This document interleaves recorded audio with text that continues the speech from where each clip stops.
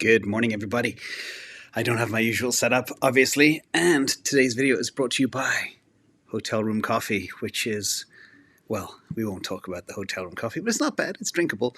But thank you all for being here. I'm on the road doing stuff. Yesterday had severe technical difficulties. Couldn't bring you the video, but here it is today. And I hope sound and everything is okay. So let's just jump in and not waste any more time. This is the event where we answer all your top questions every single week, and they come from the Patreon community. So big thank you to that amazing community. Love you all.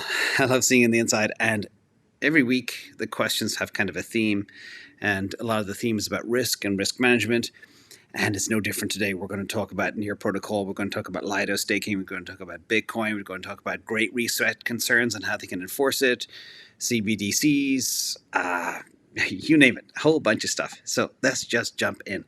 Very first question today is, what is the best way to protect ourselves from the Great Reset from IROC 007? Is there a magic bullet? Because we're all pretty clear that it is coming. And so let's just talk about what it is and how this WEF organization is actually structured. So it is a collective name for a series of economic plans, and they were introduced by the World Economic Forum during the C19 outbreak. Now, if you browse the wefforum.org website, you will read a lot of very terrifying articles. A lot of it is kind of mishmash of stuff, but some stuff is kind of scary. They are not hiding what their plan is. And they give the vision of kind of a carbon neutral world as they go forward. But I think it's much more around, okay, we know we have the world is built on debt. Governments need more control. Institutions, regulators all need to work together. And I think the Great Reset really is to deal with this debt issue, deal with the control of the plebs issue, and CBDCs are the end game, the silver bullet that they believe will help figure out how to prevent this whole financial system from collapsing and how to stop the people in the world running riot out there. So again, that I think is happening, and the pace at which central bank digital currencies are coming is staggering. 90% of central banks around the world are implementing, have a plan, or are building right now. And it's coming. The next 2 years, I think probably a third of the planet will be running on CBDCs. So what can you do? What is your escape vehicle, your insurance mechanism, your schmuck insurance, whatever you want to call it, as I think Shamath calls it all the time. But Bitcoin is still the best bet at protecting ourselves from the Great Reset. And why? Because it will become more valuable. Like we saw what happened with PayPal 2 weeks ago, and how there was a revolt and how people canceled their accounts. Nobody wants to be censored. Nobody wants spy coins or control or manipulation, and nobody wants to pay a $2,500 fine for what somebody may deem good or bad or whatever. So the idea is to gain control. We're seeing that in China live play out in front of our faces. The governments can take taxes directly from your wallet. They can put stimulus money directly in your wallet, but force you to spend it within a certain time frame and on certain types of assets. Maybe you're only allowed to buy bananas this week. Maybe you're only allowed to buy, I don't know, electronics, whatever. It is kind of a genius ploy for governments to take control. But as soon as you start to think about saving money with CBDCs, they'll either force you to spend it or penalize you with either negative interest rates, etc. There's so many tools that they have in their arsenal to do that. And Bitcoin is the escape from the system. You can store your wealth outside of the system. It is the hardest asset on earth. I do believe there will be a massive spike in Bitcoin as well, because that censorship resistance narrative on a hard asset is critical. And don't worry, these CBDCs will debase faster than traditional fiat. There's no doubt about that. In fact, there'll probably come a time where they won't even share how much money printing they're actually doing. So that's my thought. I don't want to terrify anybody, but that's one of the key reasons for that I believe CBDCs will be coming in the year 2028 or something. Never realized it would all be happening so fast. So here we are. And related to that, this is a question from Golden Unicorn 77. What's stopping the government from distributing CBDCs in the form of food stamps, housing credits? The sheep would most likely flock to sign up for this if they are receiving free money. So true. And that's exactly what they're going to do. You basically nailed the playbook. So one is you got to turn in your cash campaign. I've seen this happen in Europe when they were implementing the euro. You had to turn in your old fiat, whether it was Deutschmark or whatever else. And that's exactly how they're going to do. They're going to roll out CBDCs. There'll be incentives. There'll be advertisements to supplement the existing fiat system. And the government is going to partner with banks to incentivize customers to opt in and convert their accounts into CBDCs. There'll be discounts, subsidies, incentives. There'll be apps on your phone, etc. And there will be things like food assistance and affordable housing.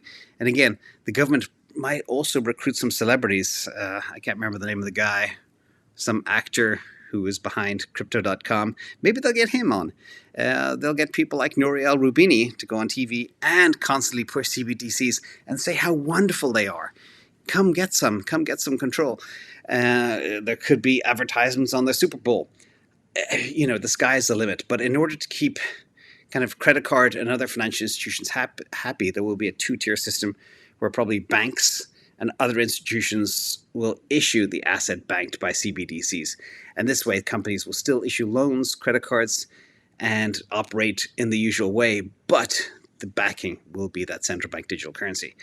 And throughout the world as well, there's so much to talk about here, but there will probably be a complete decoupling of financial systems that will have to compete with the digital yuan, the digital euro, etc. So it is definitely a scary time, but Bitcoin is there. Let's talk about this key part, the problems that we believe could happen. First of all, when people realize there are problems with central bank digital currencies, there might be a little bit of a revolution, a revolt. There also will be problems with the technology. Governments aren't very good at rolling out new technology. We saw that in the US with medical insurance that was kind of state-run. And in the first 2 years, there'll be outages, there'll be bugs, there'll be problems, there'll be people being locked out of their funds. And this is directly opposed to the battle-hardened Bitcoin that's been running for over 13 years flawlessly.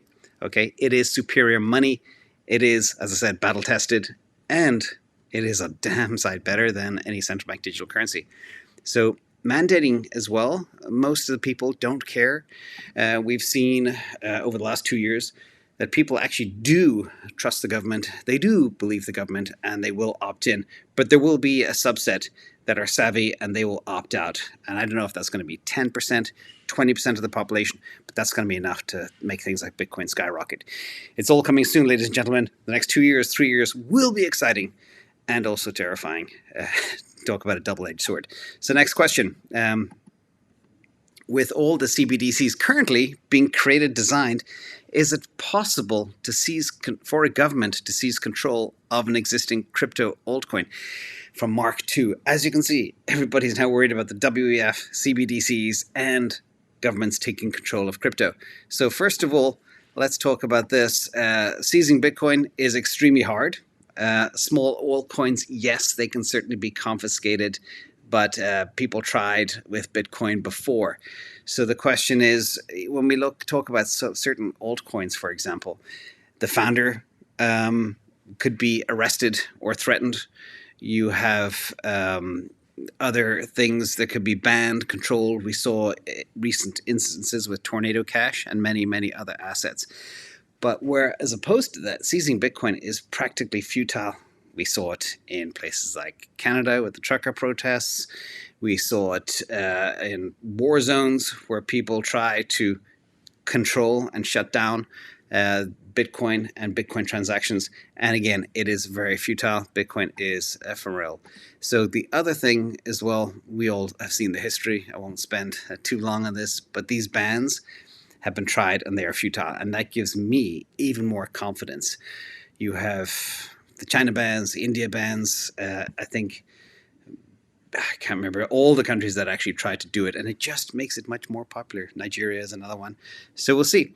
Again, interesting times ahead. I think, yes, in short, answer to your question, they will probably be able to ban and stop any type of token that is in any way centralized, where you can find the machines, where you can find the executive teams, the leaders, the heads, but Bitcoin cannot be stopped. And that is one of the many, many core value adds. Super hard, censorship resistant, unconfiscatable, store your seed phrase in your head, etc.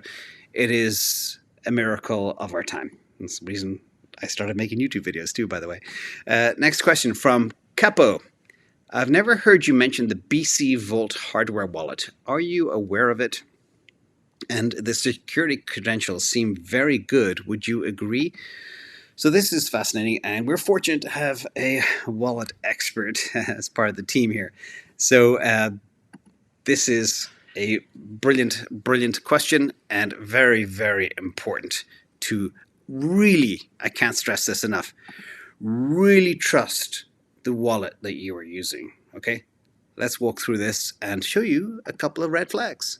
Red flag number 1, lack of documentation. We never heard of the BC Vault before, so we did some research, and boy, did we come up with a couple of concerning points. First one, lack of documentation. We went everywhere, and the documentation really is extremely weak, does not provide an overview of the security features, and it is by no stretch detailed enough. Okay, number 1. Number 2, red flag number 2, they don't use BIP 39 standard.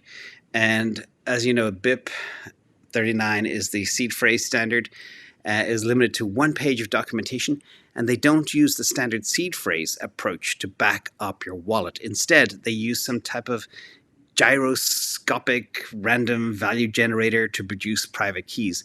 This is definitely not industry accepted standard, and I would like to see much more documentation on this, but I couldn't find any. So if anybody can find all the security documentation for this wallet, let us know. Red flag number 3, no open source code. We like wallets that are open source. They are kind of better, battle hardened, more trusted. And companies that don't publish their source code, it goes for cryptos as well, they really, it is a concern. And they lack public repositories, activities, or contributions in the space. And the only thing that they do have on GitHub is JavaScript API integration. Another red flag, by the way, and another package that looks incomplete. No documentation of any activity or contributors. And granted, they are a new company, and perhaps they will make more available, but at this point in time, we cannot find what we need to make a decision. Red flag number 4. This is the cringiest thing. Is how they do their backups. They have an option to utilize a micro SD card as a backup, which is cringy. Micro SD cards have no security on them. Granted, the data they put on it is encrypted, but having this micro SD card backup can introduce additional risk surfaces, additional risks, additional complications, and they're basically opening up additional backdoors, vulnerabilities.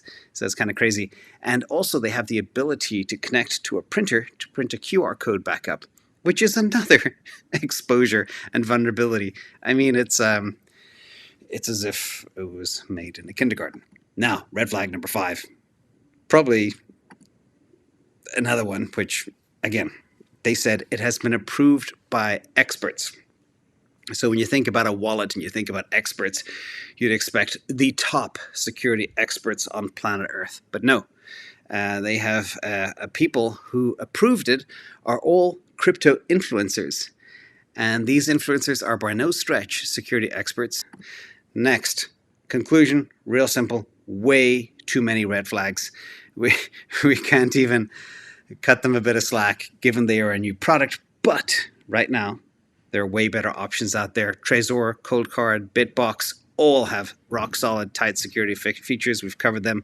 And on top of all that, BC Vault runs from nearly $200 to $400. It isn't even cheap. And most of the ones we listed above, you can get for $50 to $100. So with that, thank you for asking the question. Security is so important, especially as we go into this new world and you need to be self-sovereign. So again, be very aware. And when you see endorsements from experts, be careful. Next question is from Demo. What are your quick and dirty thoughts on Near Protocol? Well, I like that, quick and dirty, because that's what we're doing today. And just remember, this is our framework. This is this type of stuff we look at to analyze tokens. It's not by no means a deep dive. And also, even though it doesn't some of the numbers we kick out may not be positive or negative, but it doesn't mean the near protocol can't go to the moon. And we've seen that happen with many chains that are kind of ghost chains, etc. They still command huge market values. We're not sure why, but over time, we do believe the models will work and cream will float to the top. We spent a lot of time identifying winners early. Again, get in early, get in hard, do a lot of work on identifying winners. Very, very important. So let's talk about near. A couple of things that we look at. One, we have the crypto compendium score. It is in the bottom 40th percentile. So that's not good out of the gate. When you look at the top 300 tokens, 60% are better from a crypto compendium score that looks at things like inflation, decentralization, etc., etc. Next in the box is inflation. It debases at 20.52%, call it rounded up to 21%. Stock to flow, 4.87. And if you delegate, you stake it, you get 9.76%, 10% back. So a lot of people are like, oh, wow, what a great APY. But they always forget to look at the actual inflation. So anyway, you know the story from watching this channel. Let's look quick and dirty. Still, we're looking here at market cap by daily active user. And you can see near is right up there with Polkadot, Ethereum, and Cardano, all ones that I believe are very overvalued on a market cap per user basis. And we've done extensive analysis in this. Next in the box is our SCP profiler. This looks at all of the factors that go into looking at a layer 1 protocol, and it ranks number 19 out of 20 tokens. I hid the ones above because this is a special sauce. So it really did not do well on the SCP profiler at all, despite it being heavily touted by a lot of more influencers out there. Next, this is important. And the sweat coin pump here. This is, you can see the big spike in daily active users. And it went up like crazy. Again, heavily pumped. But what happens to these things after time? As I always say, fads fade. We have another analog that we can look at like Sweatcoin, and that is STEPN. Remember STEPN, everybody? This is the daily active users from STEPN. Shot up and then faded off as we go forward. So fads fade, and I don't know if the Sweatcoin thing will be sustainable as we go forward. So right now, there's a lot of better layer ones out there. I know Near is very popular. It's not something I would invest in because of some of the numbers I shared. And this is by no means comprehensive. There's a lot more to it behind the scenes. The team is excellent. They got great backgrounds. They got good backers. They've done some great things, but it's not yet adopted. And there's a few other things I do not like about it. So thank you for the question. Next question is from Bill Whammers. Would you sell Tesla covered calls, especially in this environment, considering they might bounce back sharply? If so, how would you do this? DTE is date to expiration or days to expiration, the strike, etc. So this is a great question, and this vexes me all the time. So this morning, looking at the spike on things like Tesla, shot up to 220. I think it's up, I don't know, 6-7% for the day. Big move. And then you get really juicy call premiums you can lock up. But what happens if it goes up to $20? You're toast. You're high and dry. So you can play it, but you got to play it like you're scalping options. Wait for a spike, sell, get the premium, and buy back instantly. Because as I always say as well, you don't want to get in front of a freight train. And there are things like Bitcoin and Tesla that, Bitcoin, you can when you identify a range, you can scalp it very effectively. Tesla is more dangerous. So let me explain why. So you did touch on a very key word, and that is might bounce back. Well, here is an example of the Tesla price action over the last year and 14 months or something. But you can see I drew in some red arrows. Couple of things, just really, really simple, and I won't be able to do a deep cover call dive here, but I'll share a couple of little tricks that I use. Is number one, never sell under the 200-day moving average. Okay, so if you look at the red line there, and I do a little kind of slightly off horizontal line on the right hand side, that is a 200-day moving average. We are very far below the 200-day moving average. Therefore, never sell under here. Second, the green one, by the way, is a 50-day, just so you know. Sometimes you can get nice little crosses to help you identify when it's going to go on a rampage. Second, look at the big spike up. When Tesla moves, it moves fast. And it'll go up 50%, 80%. Sometimes it doubles in a matter of a couple of trading days or a week or two. You don't want to sell those calls because you've got to chase after them and buy them back, or you could lose your existing position. I only do it when I'm at these red arrow levels at the top. And I don't mind being patient. I don't mind waiting. But things like Tesla, I only hedge or sell covered calls against my large existing position when I am absolutely confident we're at a top. But anywhere in the middle, I do not touch. Also, look for the squeezes of price. Like, it's very clear that when you look at like things like my price targets and the volatility levels, you can see quickly when it runs out of gas. There was that interesting double top on the right. Let me pop it up here lately. That kind of is a bit of a head fake. Not a good sign. It was pretty clear that it was probably running out of steam, but you never know with Tesla because they could come out with absolutely mind-blowing numbers or margins or whatever. Q3, it's hard to say what the earnings will look like. I think there's so much negative sentiment out there. Normally, Tesla sells off after earnings, but people think the sky is falling. People think demand for the cars is tanking. That's why I did my video on Saturday regarding Tesla and why I believe it's completely oversold. I think we could get a nice earnings surprise. Again, they need to focus on margin. Forget all the temporary headwinds of deliveries and logistics and stuff like that, but just look at margin. That is really the key. Next question. This is from Anand Gupta. At current market price for Tesla, Google, Amazon, and Palantir, which one do you prefer for long-term investment and why? I have risk appetite and do not own any of these stocks. Not financial advice, of course. Thank you, Anand. Great question. So I do have thoughts, and I'm working on trying to identify the recession headwinds for names like Amazon, Google, Palantir. They're all beaten down. There's a couple of interesting ones in there, like Palantir. Palantir, because of their nature of their business and because we're in such a scary war macro climate, there could be a lot of potential there, but I still think it is a little bit overvalued. And it's very uncertain where that company is going, despite their technology being quite amazing. Amazon, again, recession, the second Prime Day because it's so desperate to make up numbers. But that is a force to be reckoned with, especially with AWS being worth at least $1 trillion. Google is just a machine. We're all here on Google right now, and also pretty recession-proof, but they've been beaten down by a lot of regulatory concerns, etc. The only one that I think is the safest bet, you asked for one, is, of course, Tesla. And these are my price predictions I put together over the weekend, assuming a PE of 50. And it's so funny because a lot of people think, because the sentiment's so negative, people are saying, oh, Tesla's going to go to $80. I'm going to buy it at $80. It's kind of like the same people who talk about Bitcoin going to $3,500. So I just don't see that happening. The growth is too rapid. The models that are coming out is quite impressive. And if you dig into Tesla and look at how they manufacture, no other car company can come close.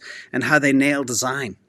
It's just, where have you heard? One of the key things that I really came across researching this video over the last week and of all time is how influential the Model Y is and how successful that car is all over the world. Normally you have a certain model is very successful in a certain country, but these are selling like hotcakes in USA, number one, in California, which is like the fifth, sixth biggest car market in the world, in Germany, China. All of these very disparate countries all chose this car, and that's what they're scaling for, and that's what they're building. So I think the best risk-reward investment right now is Tesla still. And when I did the video, the price was $205. Now it's $220. So it's gone up $15 since I did the video. And I know it's beaten down. They had the worst week in as far as I can remember. And we'll see where this goes. But the key numbers here is if you have the time frame, if you have the patience and you can wait 2, 3, 4 years, this will be, mark my words, the biggest company in the world, barring anything terrible happens to the leadership, etc. But basically, this company could 5x by 2026. And also, my price targets there that you saw don't include any of the gravy. They don't include FSD revenue. They don't include their insurance business. They don't include the energy business, etc., solar roofs. Just cars, assuming just a 30% margin. And we know those margins are going north. They're going way beyond 30%. They're pretty much at 29% right now. And every month they get better at scaling and manufacturing. I think the Giga factory in China is just blowing through all records all the time, despite the hardships. So, Anand, that's my answer. Next question is from Zemir Burger. What are your views on liquid staking, such as Lido, Stader, etc.? Would you deem them safe and possibly worth a risk for quick liquidity and potential usage on DeFi protocols? I like one of the things you said there about quick. There's no harm in getting in and out of these things, but you don't want to leave your money there full time. And let me explain why. First of all, as you know, Lido is a decentralized staking protocol that allows you to easily stake your tokens to earn staking rewards. But typically does this on ETH and ETH 2.0 to earn passive income. But you need at least 32 ETH in order to set up your own validator to stake with ETH. But with Lido, you don't need that, which is cool. So that is one big advantage. Another advantage is there are strategies with Lido where you can compound your APY by taking on risk. Further, liquid stake allows you to unstake, restake, sell at will, but there's a catch, and that's the reliance on the staked ETH. And the staked ETH is you got to watch very carefully. There's always a big deviation. So between the actual ETH price and staked ETH, and sometimes it can be more than 5%. And that is big. If you're looking to get a return of 6% and your staked ETH delta is 5%, it negates all your gains. But the other risks, and I'm glad you're aware of the risks, it's important to understand there are many, depending on the type of platform, whether you're staking ETH, SOL, etc., you have to consider smart contract risks. And after all we've seen in DeFi protocols happen over the last year, with the hacks and the losses and the failures, etc., it is very, very risky. Still the Wild West. It's probably safest just to directly stake your crypto on a protocol with a validator. And that's what I do for less than a third of my bag. And this not only produces more reward for you, but it's also less risky because you're not using an intermediary like Lido.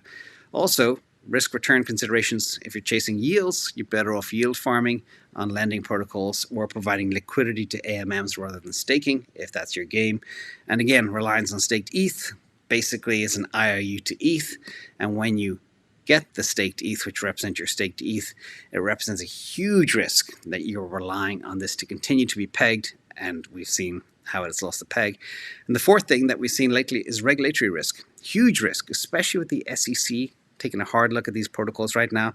You know, the SEC probably has big Wall Street banks behind them. They're saying, get rid of this. This is hurting our business. And we saw bank earnings, some of them a little better, many a little worse than expected.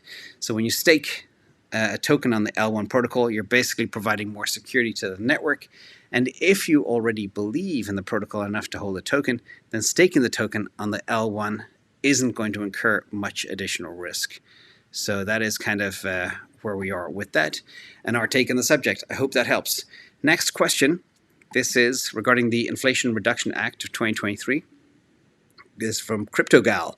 Corporate buybacks will come with a 1% excise tax. Many companies have announced aggressive buyback plans, maximizing the value of their assets. So they are likely to have a solid end of the year despite the market agree.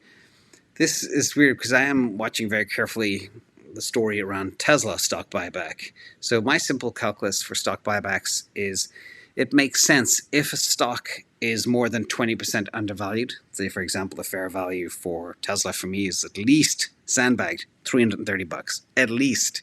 And it's way beyond 20% undervalued. Second, if a company has excess cash, I think Tesla has 19 billion in excess cash. They should use some of it. Third, if a company generates free cash flow, it's, you know, if all these get ticks, then it's a no-brainer. They should do it.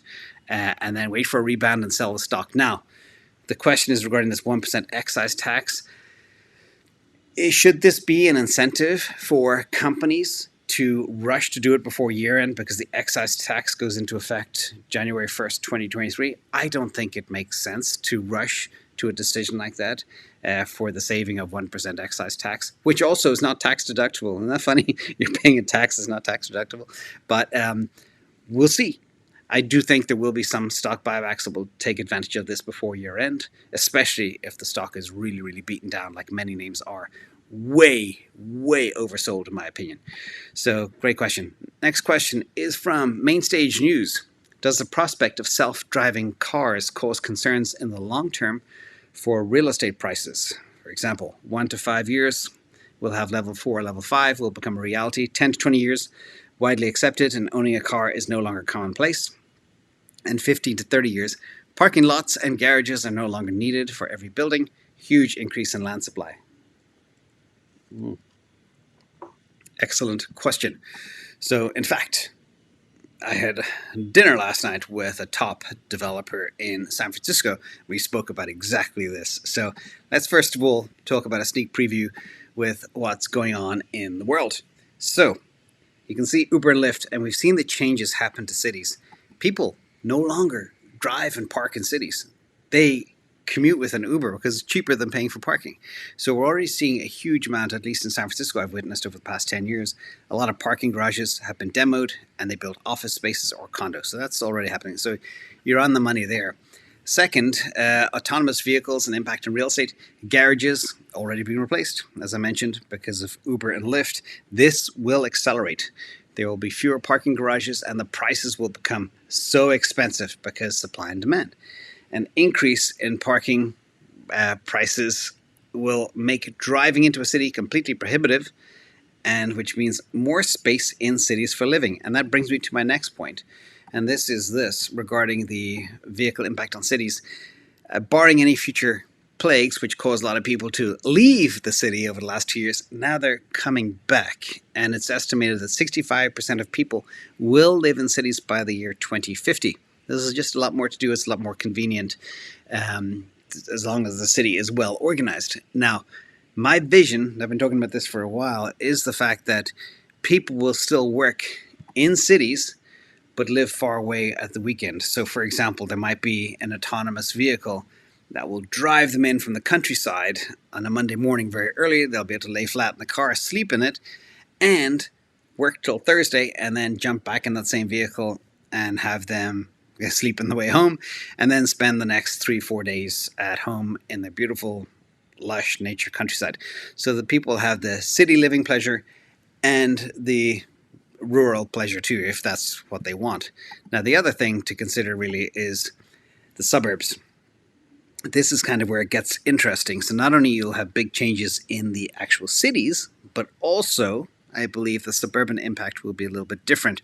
Houses near public transport will be less popular because you'll be able to jump in an automated vehicle to take you to the transportation if you need it. Maybe public transport will also become kind of less attractive as well, especially when you see how some of those public transport things are actually run. They're dirty and unhygienic and delayed, etc. Now, people also will now be able to live further away in far more remote areas. And a lot of trend now moving off the grid. The key is to having things like water. Internet is now possible with Starlink, electricity, solar. So it's now much easier than ever before, as long as you can farm your own food. And hybrid living, i.e. that robo-taxi 200 miles out, Monday to Friday, Monday to Thursday, whatever, extends home range. And the other thing that's kind of cool is I do believe having autonomous vehicles will help elderly people be independent for longer and live alone, which is, I think, a big bonus. They can just call up their car, they can turn their garage into more living space, and families are kind of cohabitating. But Main Street News, I think there are bigger factors at play beyond autonomous vehicles, which will have an impact on real estate. But number one, this is kind of more impactful, and that is demographic changes. Your parents got a mortgage, you got a student loan. So I'm talking about your parent, like if somebody out there is in their 20s, for example. Nearly 40% of millennials between the ages of 25 and 37 have bachelor's degrees. And back in the day, less than a quarter of baby boomers have a bachelor's degree. This means that millennials are proportionately more educated and more in debt, and they don't have assets that create wealth. So that student debt is not a mortgage, and that's how the parents did a lot better. Also, if you look at the amount of wealth by generation, it's only 4.3% for millennials, and that big red chunk, well, that's where all the money's at. But baby boomers and older, that money will be changing hands. And that will have a huge impact on where the market goes, where this money will go, and how millennials invest it. That's going to really tell you exactly what to do. And I do believe millennials will want to travel. They'll want to live in places part-time and move all around, maybe do gigs in different parts of the world and see the world. So that's much more in tune with how I see things going. There's also this other aspect here is the modern family structure. It's also changing very rapidly. I touched on this a couple of weeks ago, and how living arrangements have changed. Living with a spouse has fallen from over 80% to 38%, straight down. Living with parents and other relatives, up from 10% to 30% nearly. And living with an unmarried partner is up to 17%. Living alone has been flat, it's been kind of steady, which is good. And living with roommates is also up slightly. But the question is, I think multi-generational households will be a thing of the future. There'll be more people living together, grandparents, parents, children, could be 4 generations in one house.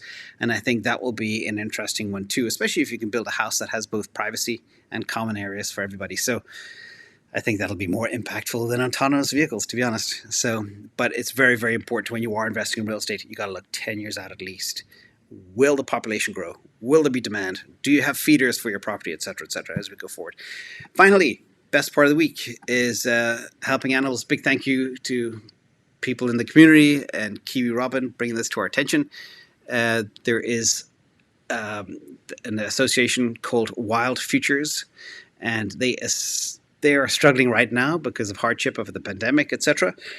And they are trying to keep their little beautiful sanctuary open, and we are helping with that too. So big thank you everybody for that, and hope you like it. Sorry about the rough and ready, quick and dirty circumstances, but I'll be here for the next couple of days. Thank you all.